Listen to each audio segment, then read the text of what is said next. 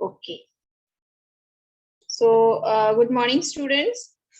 In last lecture, we have seen that how the concurrency control can be achieved in distributed database environment, right?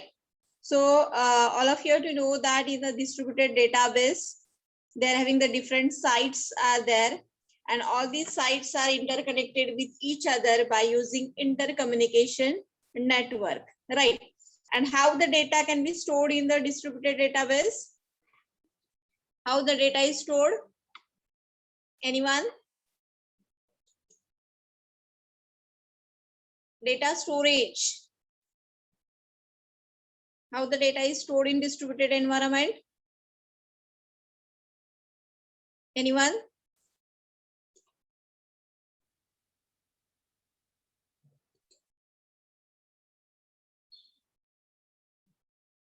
Replication and fragmentation, right? So in that fragmentation, they're having horizontal and vertical fragmentation is there. So all that, suppose the data can be stored in the form of replication. So the replica copy is available at all the sites. Okay. Suppose in our distributed database, so they're having 3 sites. Already I am discussed. Pandharpur, Pune, and Solapur. Okay, so these 3 are the SBI banks. So each sites, all the sites are intercommunicate with each other by using intercommunication network. So whatever the data in a Pandharpur site, okay, so their replica copy is also available in the other site. Okay, so means what? As like this, in the form of replica or in the form of fragmentation. So data is stored in a distributed database environment. Okay, but how the concurrency can be achieved?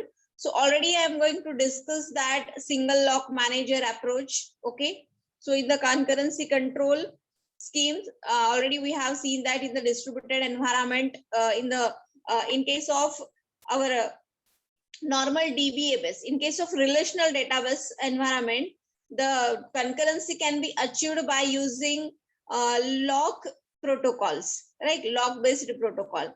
So in that we have seen already in the third year, we have seen that they're having 2 types of locks were used, shared lock and exclusive lock.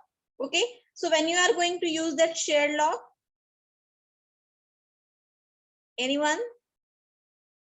When we are going to use that shared lock,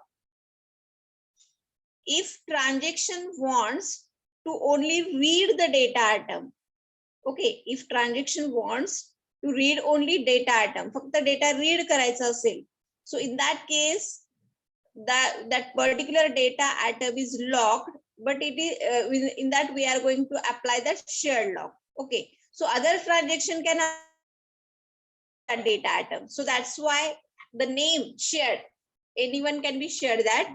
So this shared lock is applied on that particular data item.